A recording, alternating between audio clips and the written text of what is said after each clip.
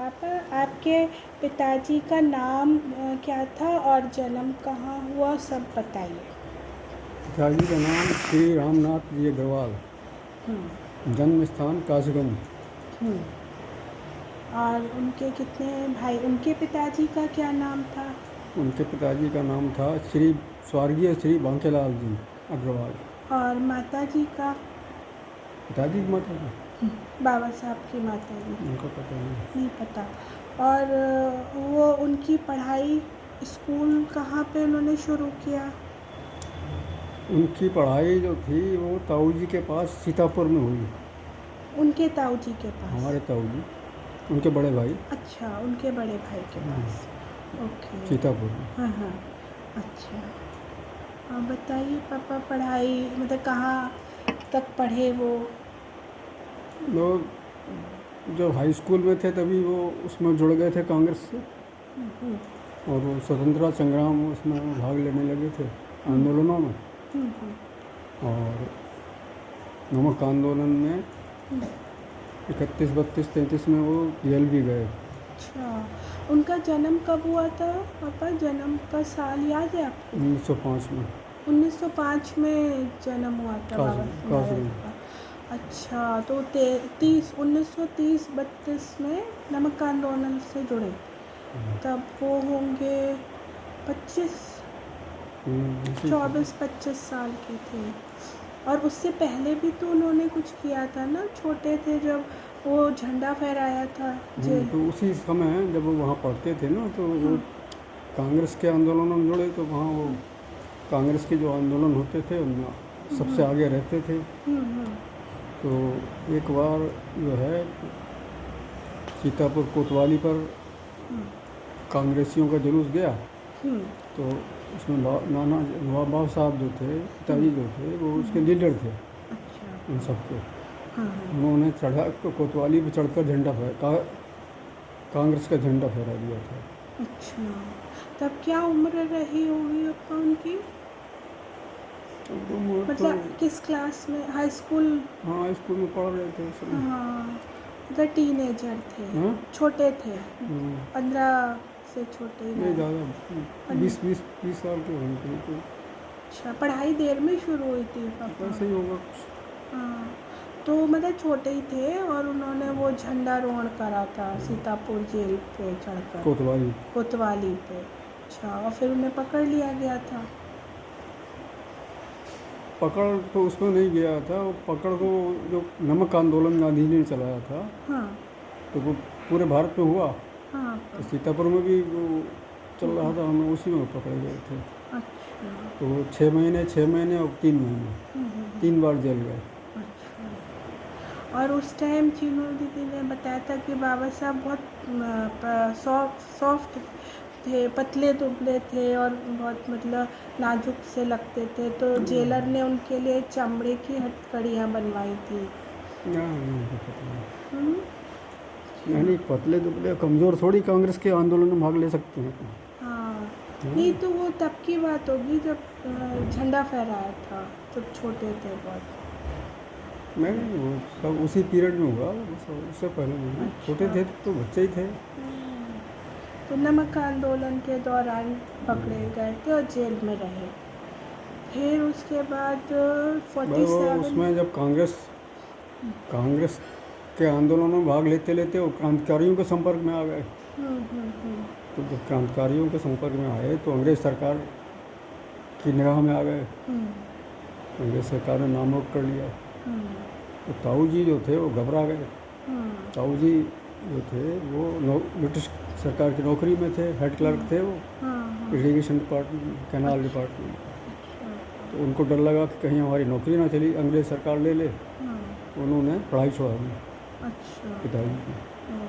और थोड़े दिनों बाद फिर शादी वादी करा दी उनकी, उनका छूट गया उनका। और फिर उसके अच्छा, बाद वो पीलीभीत आ गए। शादी कब हुई बाबा साहब की? वही 30-35 मान ऐसी लीजिए। कुछ करीब हुई है, 35 के करीब। क्योंकि भाई जो हमारे बड़े भाई थे, सबसे बड़े, वो उनका जन्म जो है वो 37 या 38 में हुआ है। अच्छा। तो इसके मतलब 35-36 में शादी हुई होगी। हाँ, वही मतलब जब बाबा जी 25-26 के रहे होंगे। नहीं नहीं, 30 के रहे होंगे, 30 साल के हो गए होंगे तब शायद। और फिर पढ़ाई उनकी पूरी नहीं हो पाई। पढ़ाई पूरी नहीं हो गई, छूट गया, पढ़ाई छूट गई। फिर जॉब, नौकरी वगैरह। फिर नौकरी के लिए पीलीभीत आ गए। पीलीभीत कैसे आए पापा? नौकरी की तलाश में, असल में पीलीभीत में जो मालिक लोग हैं राजा साहब, ये हमारे रिश्तेदारों में लगते हैं। तो है ना, ऐसा था कि हमारे जो बाबा थे, बड़बाबा जी, उनकी सगी ममेरी बहन थी साहू हरप्रसाद जी की वाइफ। साहू हरप्रसाद जो थे मालिक थे पीलीभीत फैक्ट्री, पीलीभीत काशीपुर दोनों फैक्ट्री में, और बरेली फैक्ट्री में भी उनका आधा हिस्सा था। तो अब ये दो भाई थे, राजा लालता प्रसाद, साहू हरप्रसाद। तो इन्हें अंग्रेज़ों ने 500 गाँव की जिम्मेदारी दी थी, बहुत बड़ी जिम्मेदारी थी। राजा खिताब मिला था। तो पीलीभीत में समझ लो स्टेशन से लेके और जहाँ पीलीभीत ख़त्म होता है वहाँ तक सारी ज़मीनें इनकी थी।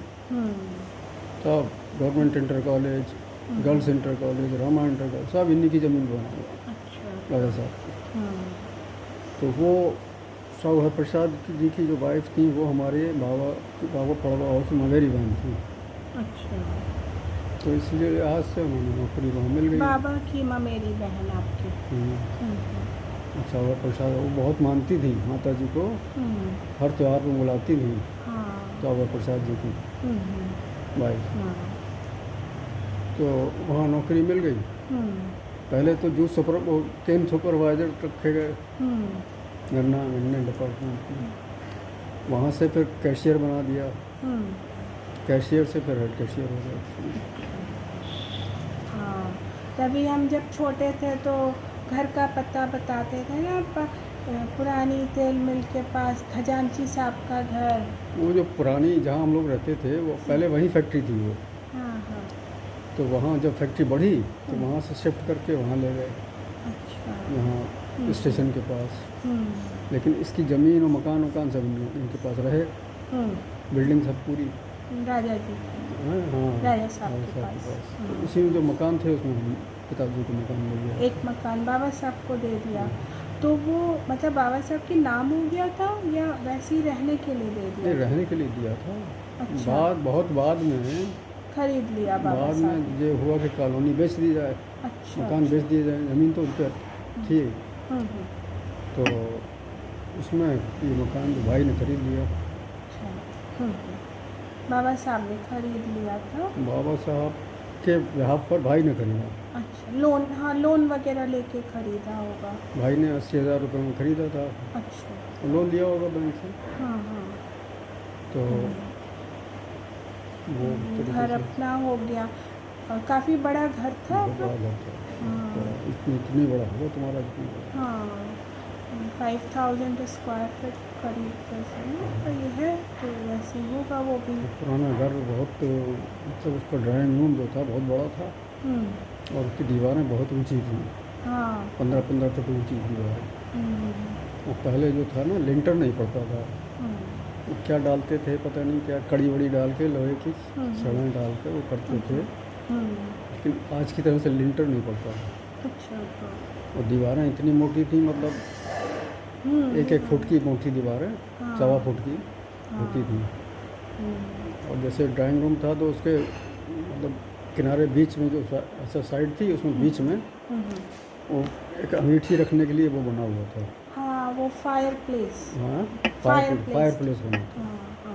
तो वो उसमें वो फायर प्लेस का जो आग थी ऊपर तक जाती थी। तो दीवारें से पूरा कमरा गर्म हो जाता था।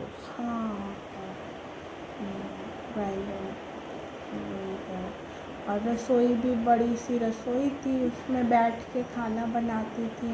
रसोई में तो खैर बड़ी नहीं थी, लेकिन और रसोई के पीछे आंगन था, बरामदा था, आंगन था। उसमें वो वाली पेड़ लगा हुआ था, सदाबहार नहीं, वो जो ऑरेंज कलर के फूल होते हैं। नहीं उसका था खैर उसके पीछे हार श्रृंगार का। वो हार फूल श्रृंगार के 2 झड़ते पेड़ थे, हाँ हाँ तो उसमें आंगन में। इतना फूल खिलता था कि उसे हम बगिया कहते थे।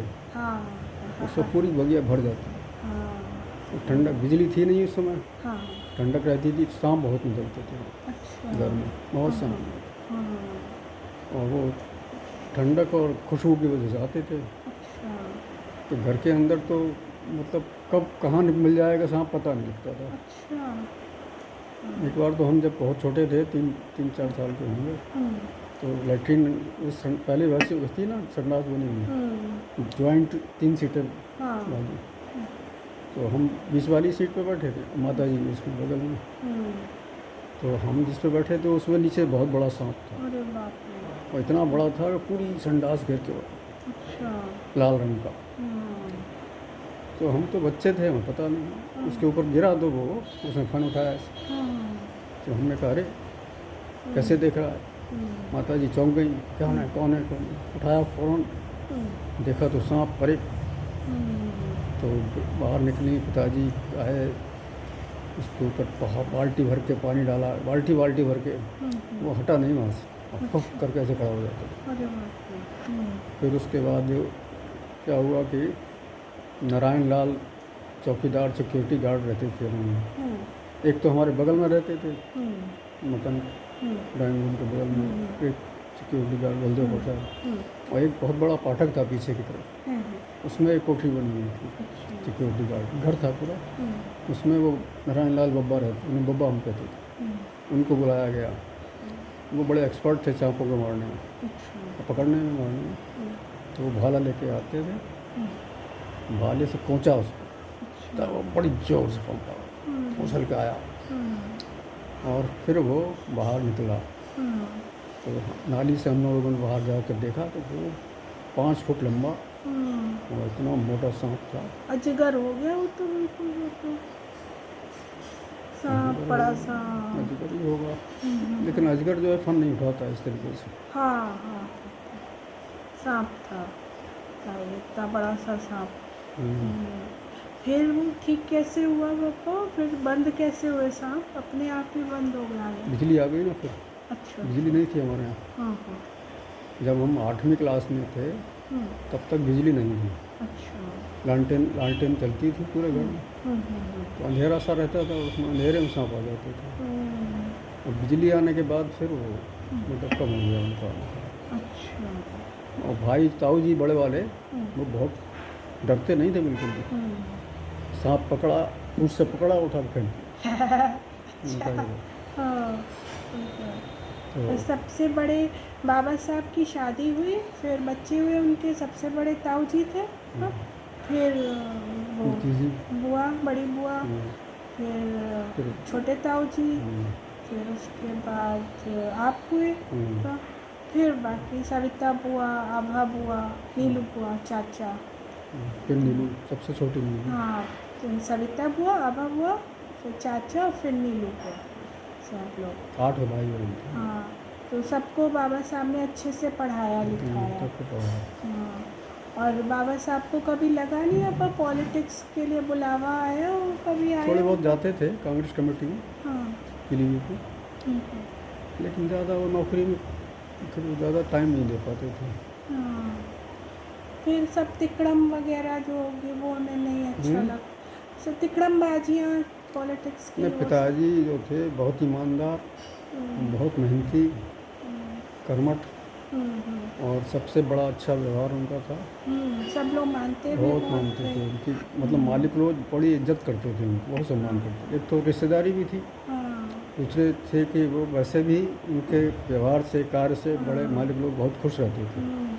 और माती भी बहुत सोशल थी। एक बार ऐसा हुआ कि एक जनरल मैनेजर आए, नाम भूल गया, रमेश कुमार, वो चीफ केमिस्ट जनरल मैनेजर बने थे, बड़े सख्त आदमी थे वो। तो चीफ अकाउंटेंट ने उनको कुछ भर दिया पिताजी के बारे में, तो उन्होंने सबके सामने पिताजी को बहुत डांटा, बहुत बुरी तरह से डांटा। पिताजी ने कुछ कहा नहीं, कहते क्या। ये खबर एमडी मैनेजिंग डायरेक्टर कुंवर ज्योति स्वरूप थे, उनके पास पहुंच गई। कुंवर ज्योति स्वरूप भाइयों में सब छोटे थे, बड़े तेज तर्राक एमडी थे। तो जब उनके पास पहुंची तो उन्होंने फिर जीएम को बुलाया कोठी पर, वो बड़ा ही डांट बताई। जैसे पिताजी को डांटा वैसे उन्होंने उसको जनरल मेजर को डांटा। कहने लगे कि आगे से कभी भूल से भी उनको कुछ मत कहना। आप नहीं जानते हैं, मैं जानता हूँ कि क्या हैं, वो कैसे हैं, वो कौन है। अगर आपने ऐसी गलती की तो आपकी छुट्टी कर देंगे। समझ में आया। प्राइवेट फैक्ट्री जब चाहे तब किसी को निकाल दो। जनरल मेजर के आया तो उसने बड़ी जोर के हाथ पैर मांगे जोड़े उनके कुंवर साहब के। फिर आगे से कभी कुछ नहीं कहा। कुंवर साहब मतलब वो राजा साहब के बेटे? नहीं, राजा साहब के छोटे भाई। छोटे भाई, अच्छा। ऐसा था, ये 2 भाई थे ना, राजा लालता प्रसाद, साहू हर प्रसाद। तो फैक्ट्री का काम साहू हर प्रसाद देखा करते थे। उन्होंने ही लगवाई थी फैक्ट्री। राजा लालता प्रसाद तो अपना रियासत का काम देखते थे ज़्यादातर, लेकिन हिस्सेदारी दोनों की थी। तो राजा लालता प्रसाद के हुए 5 बेटे। राजा राधा रमन, कुंवर क्या नाम था उनका, एक वो, फिर कुंवर हरिश्चंद्र, कृष्णचंद्र, फिर ज्योतिष रूप सबसे छोटे थे राजा साहब के। और साहू जगदीश प्रसाद जी थे, साहू हर प्रसाद के लड़के हुए साहू जगदीश प्रसाद। वो एक ही लड़के थे उनके। तो आधा हिस्सा उनका हो गया साहू जगदीश प्रसाद का, आधे हिस्से में 5 भाई हो गए। तो साहू जगदीश प्रसाद की मदर जो थी साहू हर प्रसाद जी की वाइफ, वो हमारे बाबा की बहन थी, तो वो बहुत मानती थी। तो साहू जगदीश प्रसाद की वाइफ भी बहुत मानती थी। बाद में साहू माधव प्रसाद जी हुए, उनके लड़के साहू जगदीश प्रसाद के 3 लड़के थे। तो इस तरीके से था। वो 3 लड़कों में साहू माधव प्रसाद सबसे बड़े थे। गोविंद प्रसाद थे उनसे बीच के, उनकी डेथ हो गई जल्दी। और सबसे छोटे थे वो गिरीश, नहीं बीच वाले थे गिरीश, सबसे छोटे थे गोविंद। गिरीश की डेथ जल्दी हो गई थी। उसके बाद गोविंद प्रसाद की भी डेथ हो गई। माधव प्रसाद थे। तो माधव प्रसाद जी जो थे बहुत दिनों तक मैनेजिंग डायरेक्टर रहे। हमारा अपॉइंटमेंट माधव प्रसाद ने वहाँ के लिए पिताजी के कहने से किया था। और माधव प्रसाद ने ही चिट्ठी लिख के दी थी पिताजी को कानपुर में, डायरेक्टर NSI को, NSI में आपके एडमिशन के लिए। तो एडमिशन वहाँ हुआ। बहुत साहू ऐसा था, ये लोग जो फैमिली थी बहुत बड़ी मशहूर फैमिली थी। और साहू जगदीश प्रसाद जो थे वो इंडियन शुगर मिल्स एसोसिएशन के प्रेसिडेंट थे। और director reserve bank, director state bank भी थे। तो उनकी मान्यता बहुत थी। तो डायरेक्टर NSI जो SC गुप्ता साहब थे वो बहुत मानते थे उनको, उनका बहुत लिहाज करते थे। और वही ताऊ जी की जॉब, ताऊ जी, फूफा जी, सबका पिताजी ने लगवाई। तो स्टेट बैंक में जाते थे पिताजी खजाना कैश लेने के लिए। तो उस समय पीलीभीत में एक ही बैंक, स्टेट बैंक की एक ही ब्रांच थी। बहुत बड़ा बैंक था वो। और पहले एजेंट हुआ करते, मैनेजर नहीं होता था, एजेंट कहा जाता था। एजेंट की पोजीशन बहुत ऊंची होती थी मैनेजर से। वो अपॉइंटमेंट भी कर देता था। उसको पावर पड़वा हमारे ऐसा था कि 2 भाई थे कासगंज में।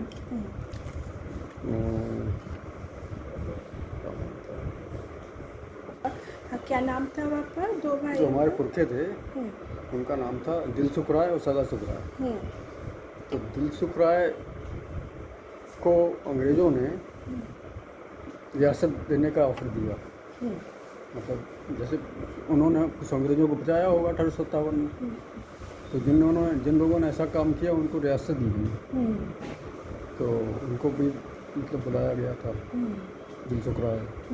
हमारे अंग्रेजों को मतलब उनकी लेडीज़ और बच्चों को शायद बचा लिया होगा। तो दिलसुख राय डर से गए नहीं, सोचने लगे पता नहीं अंग्रेज लोग हैं क्या सज़ा दे दें। तो दिलसुख राय नाम का एक नौकर था, वो भी उन्हीं के यहाँ, उसको उन्होंने भेज दिया। उसको रियासत मिल गई, जमींदारी मिल गई। अच्छा, उसका नाम क्या था? उसका भी नाम दिलसुख राय था। अच्छा अच्छा अच्छा। तो उन्हें कहाँ की रियासत मिली थी, किस और जगह ये ये लेकिन मिल तो गया वो था। अपनी फैमिली में तो नहीं हुआ, वो तो फिर तो नौकर था। तो मानते होंगे वो, लेकिन हम्म, रियासत मिलने के बाद अपना हम लोग की फैमिली को कनेक्शन तो रखा ही होगा। दिलसुख राय के हुए फिर कन्हैया लाल। हम लोग की फैमिली में। हाँ, हम लोगों के बड़वा, हमारे पड़बाबा, अच्छा। हमारे बाबा तो बांके लाल थे, हाँ। और बांके लाल के फादर जो थे वो कन्हैया लाल थे, अच्छा। और कन्हैया लाल के फादर थे दिलसुख राय। और ये सब कहाँ रहते थे, कन्हैया लाल? कासगंज में। कासगंज कासगंज में में, रहते थे। इटावा के पास। नहीं, इटावा नहीं, कासगंज एटा जिला। एटा, मेरठ के आसपास है ना? तो नहीं, अलीगढ़, मेरठ नहीं, आगरा। आगरा के आगरा पास। के पास था ये। अच्छा अच्छा ये ब्रज प्रदेश है पूरा, अच्छा। आगरा, एटा। मथुरा, एटा। हाँ, तभी बाबा साहब की सबकी लैंग्वेज थोड़ी सी हाँ, उधर की हो जाती है। मथुरा आगरा की। मथुरा आगरा। फिर उनके, फिर बाबा साहब हुए। अच्छा, माती जो थी अपा आपकी मदर, उनका कहाँ वो था तो घर? इटावा की थी, भरतना की। भरतनाट्यम। तो नाना जी हमारे जो थे कीरतराम अग्रवाल, वो थे आड़ती, आड़त का काम करते थे, बड़ी आड़त थी उनकी। आड़त क्या होता है? आड़त माने वो जो किसानों से अनाज लेते हैं। Store, warehouse type. हाँ, अपना वेयर हाउस बनाते हैं और फिर रिटेलर जो है उनको बेच देते हैं। तो जो कमीशन मिलता बीच में जो है वो मिल जाता है, वो अच्छा खासा बड़े बड़े बहुत बड़े आड़ती थे वो। उन्हीं के छोटे भाई थे होतीलाल, वो नेता थे, इटावा में कांग्रेस के एमपी रहे, एमएलए रहे, फिर डिप्टी स्पीकर भी हुए यूपी में विधानसभा में। तो वो तो बड़े नेता थे कांग्रेस के। तो हमारे मतलब नाना जी के मतलब माता जी सबसे बड़ी थी, नाना जी का नाम क्या बताया था? कीरतराम। माता जी सबसे बड़ी थी, और हमारी दो मौसियाँ थीं, अच्छा। राम दुलारी, वो उनकी शादी हुई थी वहाँ फिरोज़ाबाद। फिरोजाबाद। रेवती राम अग्रवाल, अच्छा अच्छा। उनका शीशे का कारखाना था, हाँ, कांच वहाँ का। चूड़ियों का चूड़ी का। काम होता ही है। और सबसे छोटी जो थी शांति, उनकी शादी हुई थी, हमारे मौसा जी थे मुकुट बिहारी लाल, इटावा ही थे वो, इटावा के थे वो थे सिनेमा इंस्पेक्टर। तो इस तरीके से। और मामा थे हमारे दो बड़े बड़े मामा, कृष्ण बिहारी, जो उनकी साधना, और एक हाँ, बुआ बुआ, और एक बड़ी वाली जो है क्या नाम, अनीता। अनीता बुआ साधना। अनीता के हस्बैंड तो जज थे हाई कोर्ट के, हाँ, अभी वहाँ पे। एस के अग्रवाल। हाँ। वो मेरठ चले गए, वो बागपत में चले गए, वहीं रह गए। छोटी वाली जो साधना थी उसकी शादी हुई थी अहमदाबाद, हाँ, ग्वालियर से हुई थी। वो बिजनेस थे, उनकी डेथ हो गई जल्दी। हाँ, तो ऐसे ही था। माती का मायका ये था। और लड़का जो था बड़ा अनिल, माठू कहते थे उसको, माठू। मातू चाचा। और दो लड़के और थे, उनका नाम पता नहीं था। हाँ, उस टाइम हम लोग ग्वालियर में साधना बुआ की शादी में गए थे, तो मिले थे सारे परिवार। तो मामा तो प्रिंसिपल थे इंटर कॉलेज में वहाँ वर्तमान में, हाँ। और एमए एमएससी थे वो। अच्छा। एमएससी किया उन्होंने लखनऊ यूनिवर्सिटी से, और एमए वैसे किया था प्राइवेट अपना, आईटी किया फिर। अच्छा। तो वहाँ प्रिंसिपल थे। फिर रिटायरमेंट के बाद वो भी वही काम करने लगे, वही आड़त का। मामी हमारी बड़ी सुंदर थी। हाँ, वो फोटो भी है ना उन बड़ी लोग की मामी, शादी की। हाँ, कमला मामी, हाँ। और कानपुर की थी वो। अच्छा।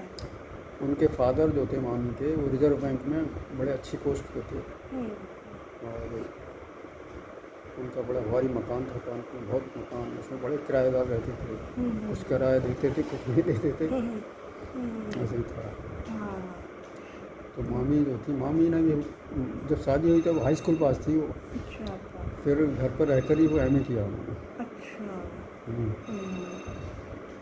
और बहुत ही अच्छा स्वभाव था उनका, बड़ा मामा का भी, मामी का भी। छोटे मामा जो थे गोविंद बिहारी, वो इलाहाबाद यूनिवर्सिटी से एम किया था, फिर कानपुर से LLB भी किया।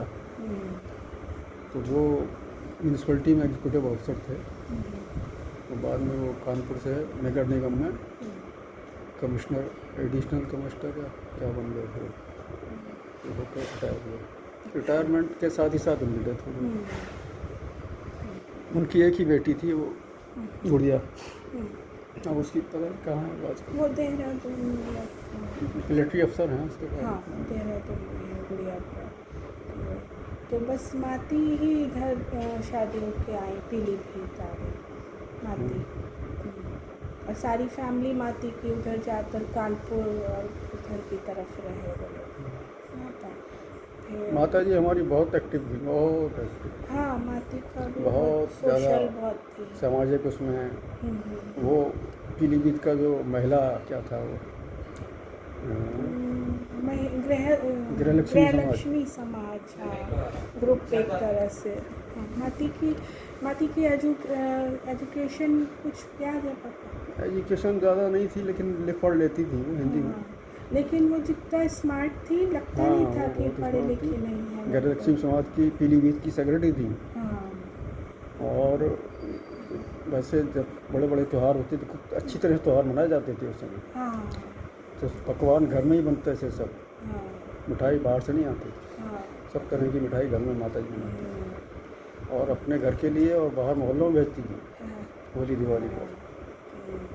माती की बहुत फ्रेंड्स भी थी अलग अलग, एक तो क्रिश्चियन भी थी, मुस्लिम भी थी, माती की फोटोज मुस्लिम थी वो, मान्ना आपा, वो बहुत बड़ी फ्रेंड थी।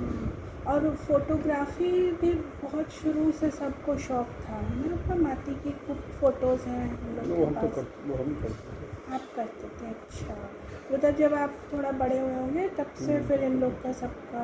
और ताऊ जी भी तो खींचते थे ना फोटोज़?